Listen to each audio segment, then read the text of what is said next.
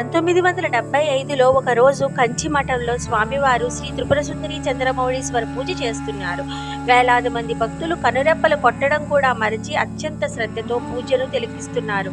త్రిపుర సుందరీ దేవి అమ్మవారికి అలంకరించిన పట్టుచీర అందరినీ ఆకర్షిస్తోంది. వేదికకు దూరంగా ఒక మూలన బిడ్డతో సహా కూర్చుని ఉన్న ఒక తల్లి స్వామివారి చేస్తున్న పూజను తిలకిస్తోంది. తల్లి ఒడిలో కూర్చున్న చిన్నపిల్ల అమ్మవారి కట్టే చీర చూసింది.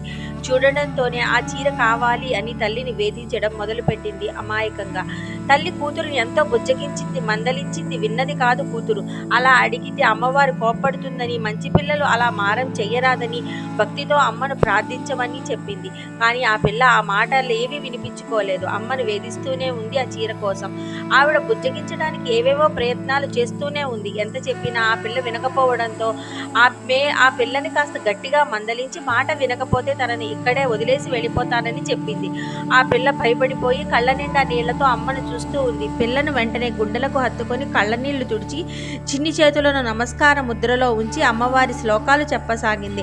ఆ శ్లోకాలు వింటూ అమ్మని అమ్మవారిని తదేకంగా చూస్తూ ఉండిపోయింది.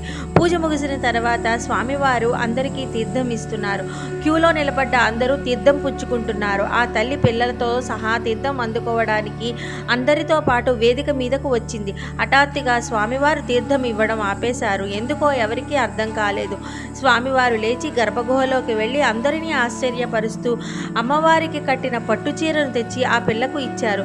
తర్వాత తీర్థం ఇవ్వడం మొదలుపెట్టారు. ఇదంతా చూస్తున్న ఆ పిల్ల తల్లి విస్తుపోయింది.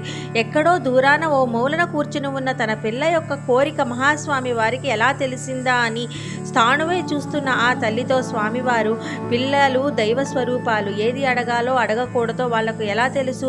భగవంతుని సృష్టి మొత్తం వాళ్ళదే అని, వాళ్ళ కోసమే అని వాళ్ళు అనుకుంటారు.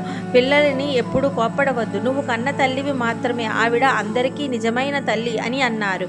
ఇద్దరూ స్వామివారికి నేలపై పడి నమస్కరించి స్వామి ఆశీస్సులు అందుకొని వెళ్ళిపోయారు. వారు వెళ్ళిన తరువాత స్వామివారు అక్కడున్న శిష్యులతో, తన చీరను తీసుకోవడానికి త్రిపుర సుందరి అమ్మవారే వచ్చింది, అది ఆవిడది, ఇవ్వను అనడానికి నేనెవరిని, అందుకే అమ్మవారికే ఇచ్చేశాను అని అన్నారు.